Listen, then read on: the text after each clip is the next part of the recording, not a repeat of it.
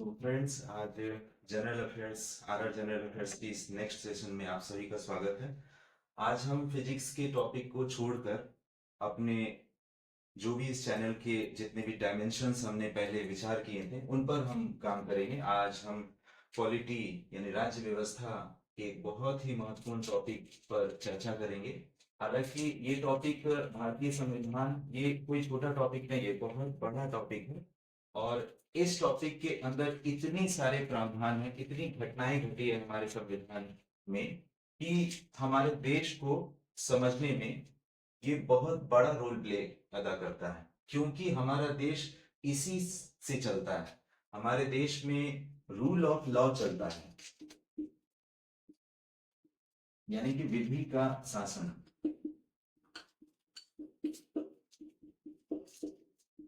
और जिस देश में विधि का शासन चलेगा उस देश में सबसे महत्वपूर्ण किताब अगर कोई मानी जाएगी तो वो कहलाएगा संविधान। संविधान एक बहुत महत्वपूर्ण डॉक्यूमेंट्स है। ये इतना महत्वपूर्ण डॉक्यूमेंट्स है कि हमारे भारत देश को एक दिशा, विकास, ताकत, समृद्धि ये सब कुछ प्रदान करता है हमारा संविधान। हमारा संविधान को अगर समझना होगा तो हमारे संविधान के समझने के सबसे बेहतरीन तरीकों में एक तरीका यह है कि हमारे संविधान के इतिहास को जान लेने से हम अपने संविधान के आदर्शों को जान लेंगे। हमारा संविधान बहुत ऐसी घटनाओं से गुजरा है।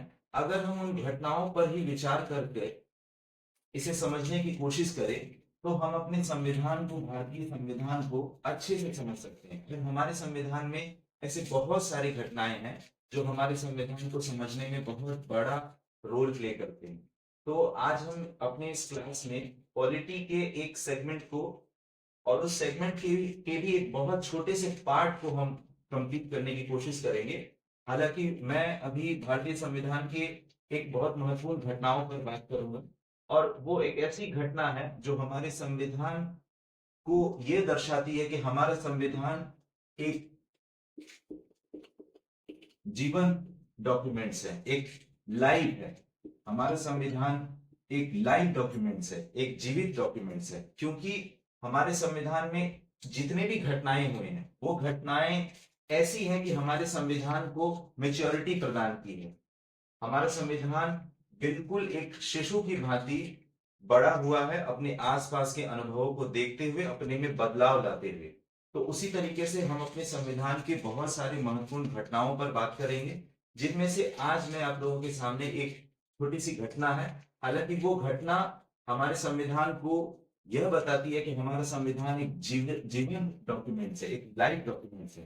तो हम आज उस घटना पर बात करेंगे और ऐसे तमाम घटनाएं हमारे संविधान में हैं जिनको पढ़ लेने से, समझ लेने से हम अपने संविधान की आत्मा, अपने संविधान के आदर्शों को समझने में एक अच्छी भूमिका अदा कर सकते हैं।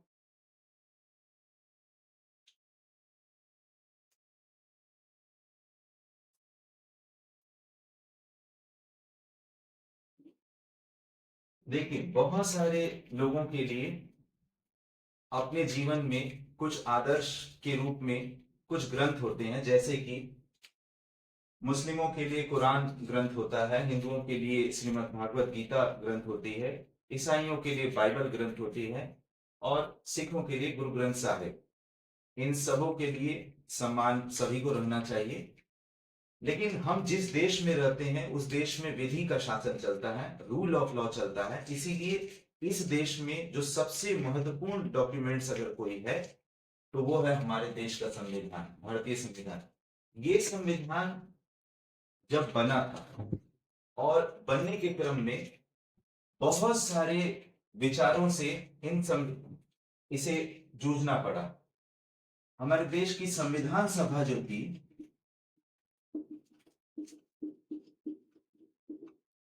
इसकी जो बैठक होती थी,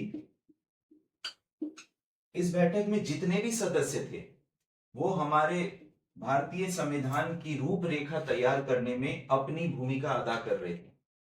उनमें से, इसी संविधान सभा में से 7 आदमियों की एक टीम थी, एक कमिटी थी। इन 7 आदमियों की इस कमिटी को यह कार्य सौंपा गया था कि आप हमारे देश के संविधान की रूपरेखा तैयार करें और इसे ड्राफ्ट कमिटी कहा गया। इसके चेयरमैन थे, जो सबसे हेड थे,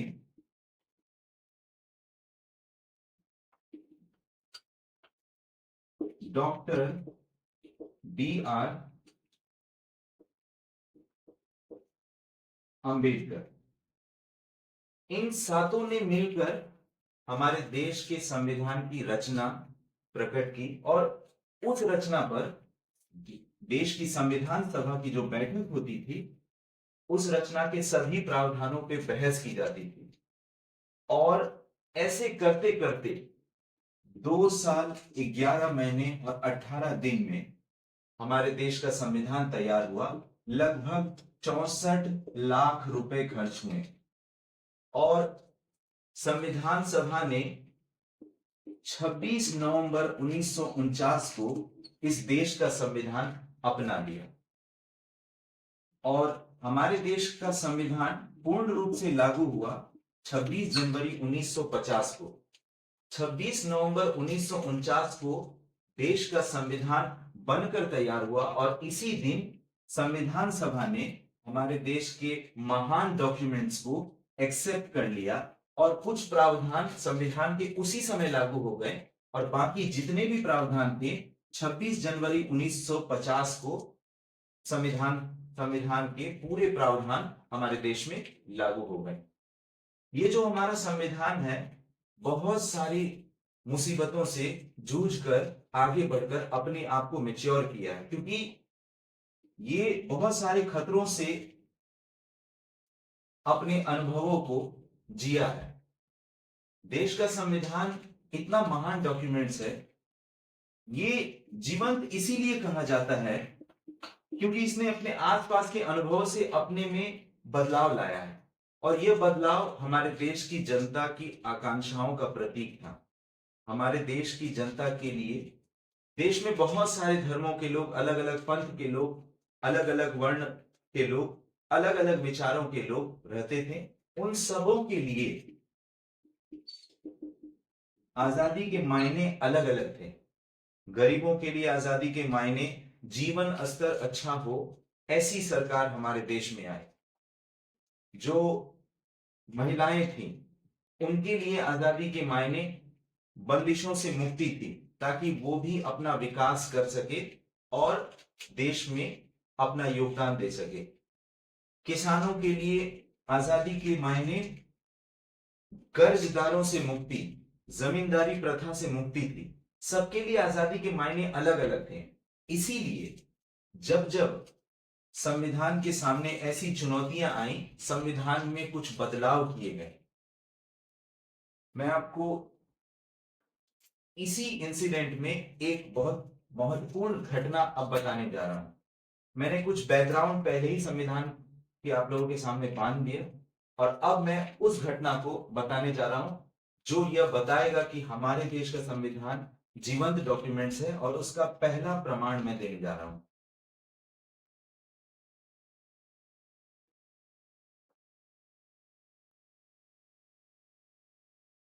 देखिए, हमारे भारतीय संविधान के भाग 3 और भाग 4। भाग 3 में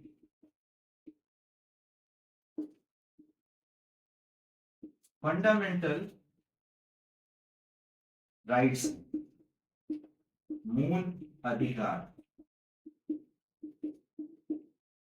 और भाग 4 में DPSP है, directive principles of state policy.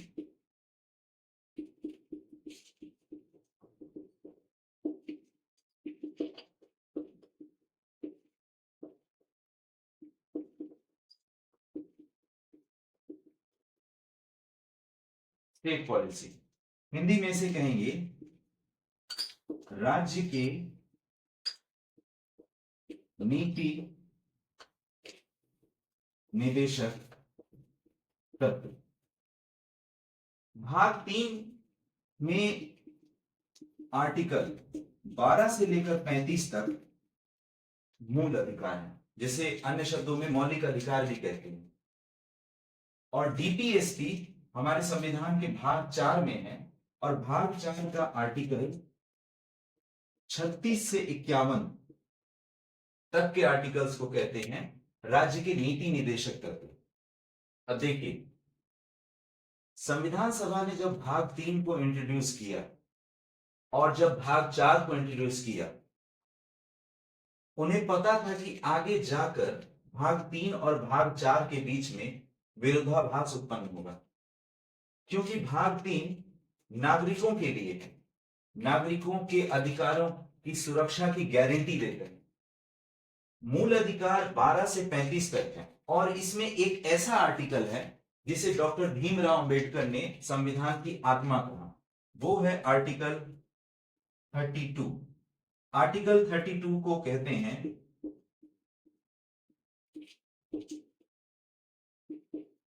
संवैधानिक उपचारों का अधिकार। इसे डॉक्टर भीमराव अंबेडकर ने संविधान की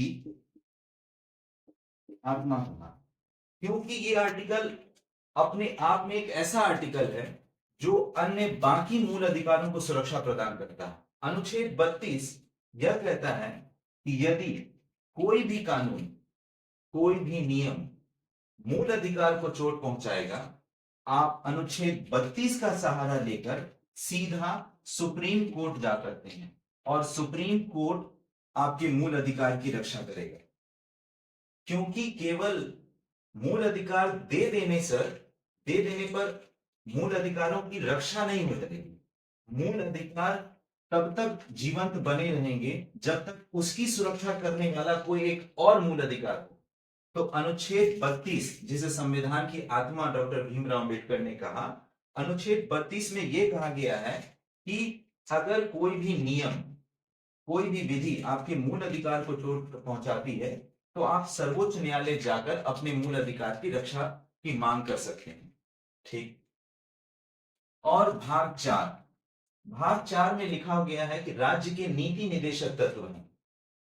भाग 4 में ये बातें मेंशन है कि राज्य को क्या करना चाहिए, उसके लिए राज्य को निर्देश दिए गए हैं कि आप ऐसे ऐसे कार्य करें जिससे लोगों का कल्याण हो, क्योंकि हम एक वेलफेयर स्टेट की कल्पना करते हैं, कल्याणकारी राज्य की कल्पना करते हैं। राज्य के नीति निदेशक तत्व के बीच, इन आर्टिकल्स के बीच में ही लोगों के लिए राज्य ऐसे प्रयास करेगा जिससे लोगों की गरीबी दूर हो, उनके गरीब और अमीर के बीच की जो असमानता है उसे वैध तरीके से कम करने का प्रयास राज्य करेगा, पर्यावरण की सुरक्षा करेगा, जमींदारी प्रथा को खत्म करके किसी न किसी अन्य तरीके से लोगों के बीच आय की समानता को बढ़ाने का प्रयास करेगा।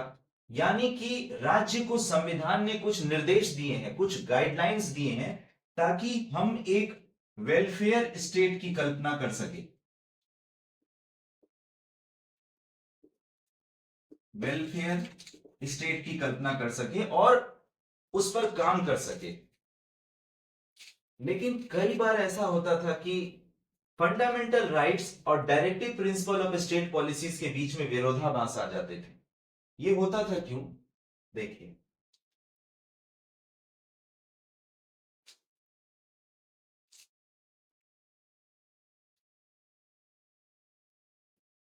हमारे संविधान का एक आर्टिकल है, आर्टिकल 19।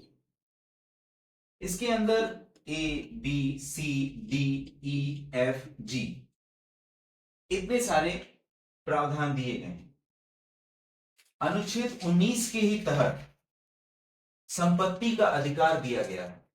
अभी हमारे पास 7 मूल अधिकार न होके हमारे पास 6 मूल अधिकार इसमें हो गए हैं, क्योंकि एक संपत्ति का अधिकार हटा दिया गया है 44th कॉन्स्टिट्यूशनल अमेंडमेंट 1978 के जरिए 1978 में 44वां संविधान संशोधन होने से संपत्ति का अधिकार अनुच्छेद 19 से हट गया है और वो आर्टिकल 300A में चला गया है। अब संपत्ति का अधिकार मूल अधिकार ना होकर वो एक विधिक अधिकार हो गया है।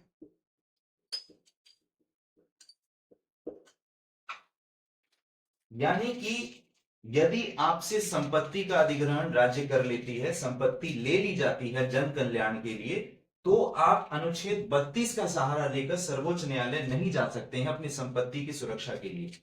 राज्य उसको आपको आपकी संपत्ति के बदले कंपनसेशन कुछ देगी, लेकिन आप उसी संपत्ति को बचाए रखने में अपने मूल अधिकार का प्रयोग नहीं कर सकते हैं, क्योंकि अब संपत्ति का अधिकार मूल अधिकार नहीं है। देखिए,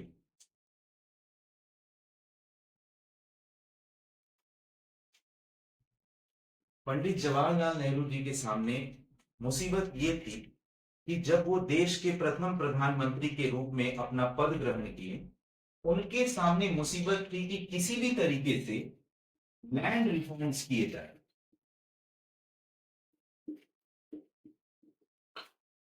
और यानी कि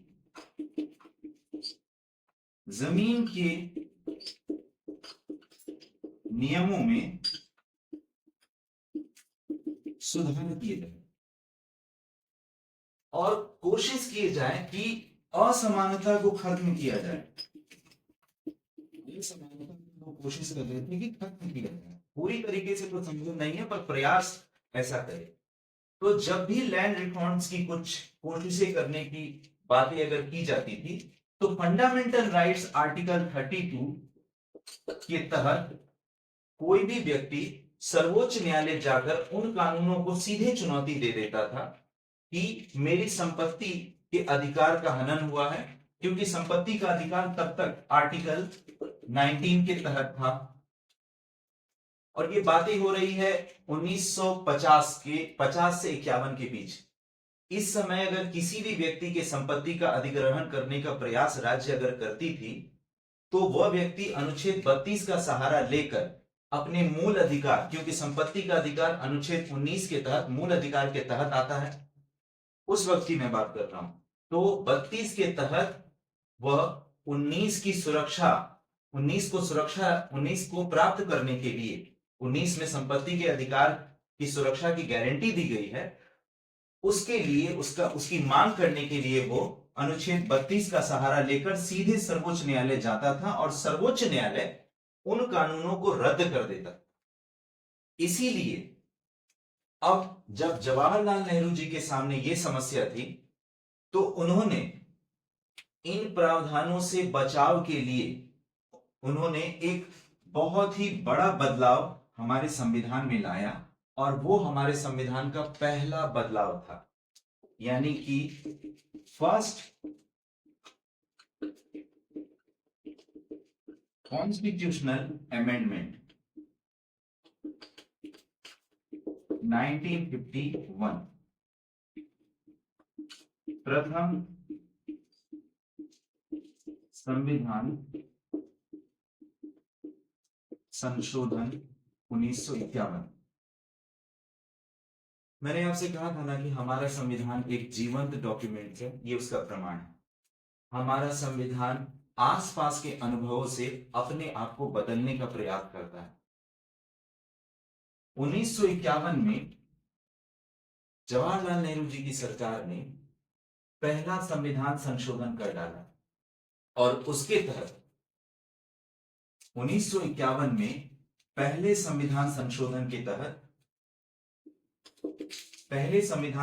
के तहत दो महत्वपूर्ण बदलाव ऐसे किए गए। बहुत सारे बदलाव थे, लेकिन उनमें से दो जो सबसे महत्वपूर्ण बदलाव किए गए, आर्टिकल 31A जोड़ा गया और 31B जोड़ा गया, और दूसरा 9th स्केड्यूल जोड़ दी गई, यानी 9वीं अनुसूची। 9वीं अनुसूची दी गई। 8वीं अनुसूची में हमारे देश में जो ऑफिशियली भाषाएं हैं 22 भाषाओं को इसमें शामिल किया गया है। 9वीं अनुसूची जब जोड़ दी गई, ये बहुत ही विवादास्पद अनुसूची है।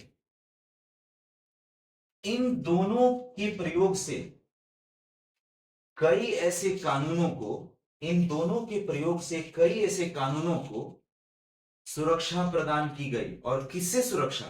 सर्वोच्च न्यायालय द्वारा उन कानूनों की जांच करने से सुरक्षा। क्योंकि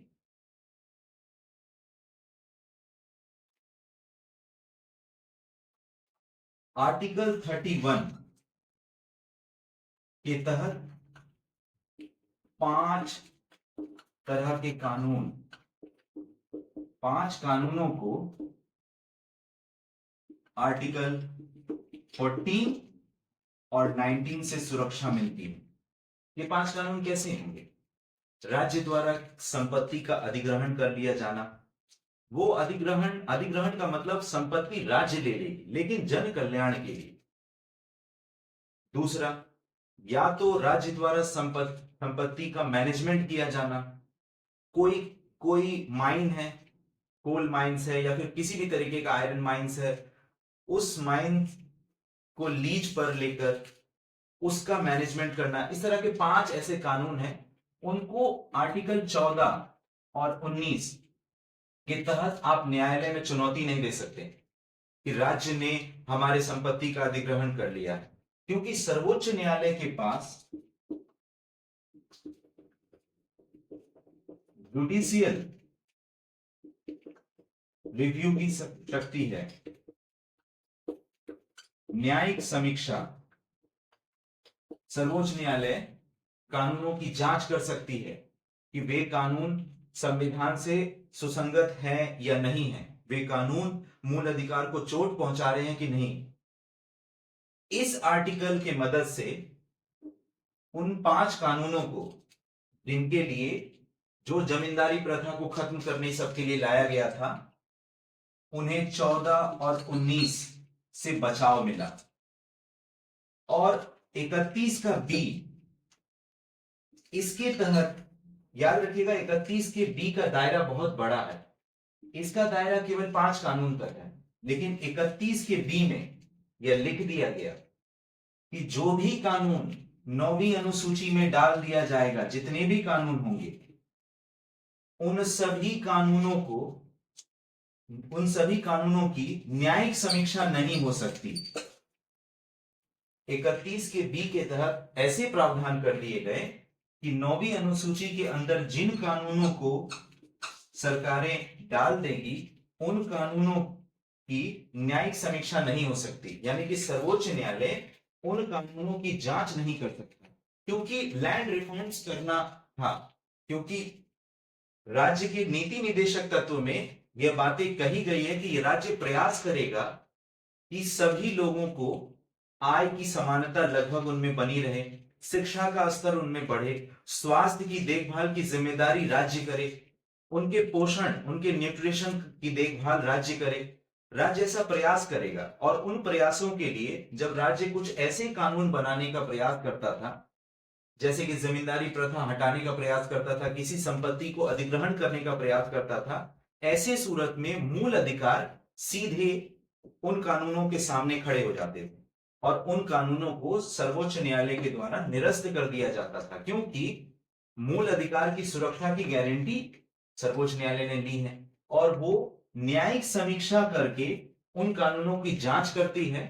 क्योंकि आर्टिकल 32 में साफ लिखा हुआ है कि किसी भी मूल अधिकार के हनन होने पे व्यक्ति सीधे सर्वोच्च न्यायालय जा सकता है और सर्वोच्च न्यायालय न्यायिक समीक्षा करती है उन कानून की। और यदि उसे लगता था कि कानून मूल अधिकार को चोट पहुंचा रहा है, तो वो उन कानूनों को निरस्त कर देती है। ऐसे सूरत में नीति निदेशक तत्वों को अप्लाई करवाना, लागू करवाना सरकार के लिए काफी मुश्किल हो गया था। इसीलिए सरकार ने पहला कॉन्स्टिट्यूशनल अमेंडमेंट 1951 में कर डाला और 31A और 31B को जोड़ा, ए के तहत उसने लिख दिया, सरकार ने यह लिख दिया कि 5 ऐसे कानून होंगे जिनको अनुच्छेद 14 यह कहता है कि समानता का अधिकार, विधि के समक्ष समानता का अधिकार, 19 जिसके तहत संपत्ति का भी अधिकार था, इन दोनों से इन 5 कानूनों का बचाव होगा। यानी इन 5 कानूनों की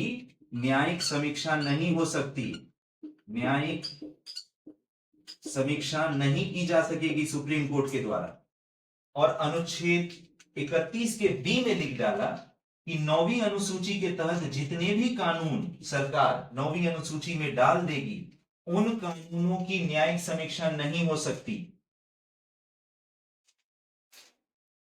इस तरह के प्रावधान को करके सरकार ने जमींदारी प्रथा को हटाया, कई ऐसे संपत्तियों का अधिग्रहण करके जन कल्याण में उन संपत्ति का प्रयोग किया। लेकिन जैसे जैसे आगे जाकर 9वीं अनुसूची का दुरुपयोग होना स्टार्ट हो गया, क्योंकि 9वीं अनुसूची की जुडिशियल रिव्यू नहीं हो सकती है। क्यों? क्योंकि अनुच्छेद 31 के बी में लिखा हुआ है। इससे क्या होता था कि सरकार किसी भी तरीके का कानून बनाकर 9वीं अनुसूची में डाल देती थी और 9वीं अनुसूची की न्यायिक समीक्षा नहीं हो पाती थी। ऐसे सूरत में कई ऐसे लोगों का मूल अधिकार हनन हो जाता था और ये हमारे संविधान के लिए खतरे का संकेत था, क्योंकि सरकार मनमाने ढंग से किसी भी तरीके के कानून को बनाकर 9वीं अनुसूची में डाल देती थी और 9वीं अनुसूची में कोई भी कानून जाने के बाद उसकी न्यायिक समीक्षा सर्वोच्च न्यायालय नहीं कर पाता था। ऐसे सूरत में अगर वे कानून मूल अधिकार को चोट पहुंचाते हैं तो भी सर्वोच्च न्यायालय जुडिशियल रिव्यू यानी उस कानून की जांच नहीं कर पाता था। सर्वोच्च न्यायालय के बारे में यह बात याद रखिएगा कि सर्वोच्च न्यायालय को हमारे संविधान का गार्जियन भी कहा जाता है। सर्वोच्च न्यायालय हमारे संविधान का इंटरप्रिटेटर भी है, यानी व्याख्याकर्ता भी है। हमारे संविधान की मौलिक व्याख्या सर्वोच्च न्यायालय के द्वारा ही होगी।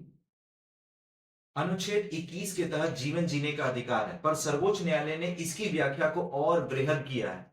सर्वोच्च न्यायालय पर ही यह जिम्मेदारी है कि वह हमारे संविधान की रक्षा करे और हमारे संविधान की व्याख्या मौलिक रूप से कर सके।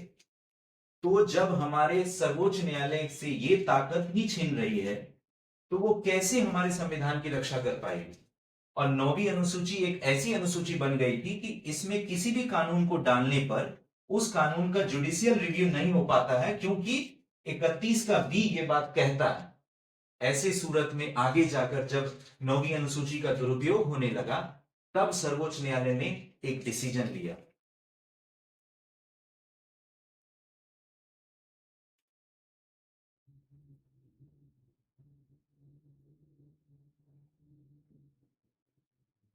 चौबीस अप्रैल 1973 यह दिन भारतीय संविधान के इतिहास का सबसे महत्वपूर्ण दिन है, क्योंकि इस दिन केशवानंद भारती केस का जजमेंट आया था, का निर्णय आया। केशवानंद भारती केस हमारे संविधान का सबसे महत्वपूर्ण केसों में से एक है। इस दिन जो निर्णय आया, 13 जजों की बेंच बैठी। 13 जजों की बेंच बैठी। याद रखिएगा, अब तक की हमारे संविधान में जितने भी केस हुए हैं, अब तक सबसे बड़ी बेंच बैठी है केशवानंद भारती केस में। 13 जजों की 13 जजों की बेंच बैठी और इस दिन जो निर्णय आया, उनमें हमारे सर्वोच्च न्यायालय ने एक बहुत बड़ा बदलाव हमारे संविधान में लाया। वो बिल्कुल एक तरह का नवाचार था, इनोवेशन था हमारे सर्वोच्च न्यायालय का, और वो एक कॉन्सेप्ट लाए। उस कॉन्सेप्ट का नाम था basic structure of the constitution. संविधान के मूल ढांचे का सिद्धांत। सर्वोच्च न्यायालय ने इस दिन 24 अप्रैल के दिन यह कहा, आप संविधान में वैसा बदलाव 24 अप्रैल 1973 के दिन उसने 24 अप्रैल 1973 के दिन सर्वोच्च न्यायालय ने यह डिसीजन दिया कि आप संविधान में किसी भी तरीके का बदलाव ला सकते हैं, पर संविधान की जो बेसिक स्ट्रक्चर है उसके साथ आप खिलवाड़ नहीं कर सकते। जो संविधान की मूल आत्मा है, संविधान का जो ढांचा है, जो हमारे संविधान सभा ने तैयार किया है, उस ढांचे के साथ खिलवाड़ नहीं कर सकते। यह ढांचा ऐसा है कि हमारे संविधान का आदर्श क्या है, संविधान में किन न्यायों की स्थापना के बारे में गारंटी दी गई है, समानता के किन प्रावधानों को संविधान ने अपनाया है, ये सब हमारे संविधान के ऐसे सिद्धांत है जिन्हें मूल ढांचे के रूप में सर्वोच्च न्यायालय ने माना है। और न जाने ऐसे कई सिद्धांत है जिन्हें संविधान के मूल ढांचे के रूप में सर्वोच्च न्यायालय ने कहा है। सर्वोच्च न्यायालय ने साफ साफ ये कहा कि इस मूल ढांचे को बदलने की शक्ति केवल एक ही सभा के पास थी, और वो है संविधान सभा। क्योंकि इसने ही संविधान लिखा है तो केवल इसी के पास शक्ति होगी जो इस मूल ढांचे को बदल सकती है। आप केवल संविधान के कुछ प्रावधानों को जोड़ सकते हैं, हटा सकते हैं, जिससे संविधान के आदर्श स्थापित हो, लेकिन उसके आत्मा, उसके मूल ढांचे के साथ खिलवाड़ नहीं कर सकते। समय समय पे सर्वोच्च न्यायालय ने अपने निर्णय में बहुत सारे ऐसे डिसीजन को मूल ढांचे के रूप में डाला। अनुच्छेद 21 के तहत बहुत ऐसे प्रावधान आए जो मूल ढांचे के तहत हुए, और इसी से हमारे संविधान की आगे जाके बहुत बड़े पैमाने पर रक्षा हुई। क्योंकि हमारे संविधान पे कई बार ऐसे हमले हुए हैं, कई ऐसे कानून आए जो सीधे सीधे हमारे संविधान को चुनौती दे रहे हैं, हमारे संविधान के मूल ढांचे के साथ खिलवाड़ करते हैं। लेकिन सर्वोच्च न्यायालय के द्वारा दिया गया यह सिद्धांत हमारे संविधान के मूल ढांचे को, संविधान की आत्मा को बचा कर रखता है, हमारे संविधान के आदर्शों को बचा कर रखता है। ये कोई छोटा मोटा कॉन्सेप्ट नहीं था, ये एक ऐसा कॉन्सेप्ट था जो संविधान के लिए एक नवाचार था। हमारे कॉन्स्टिट्यूशन में एक नवाचार लाया गया, और इसके बाद स्थितियां बिल्कुल बदल गई। 2007 में IR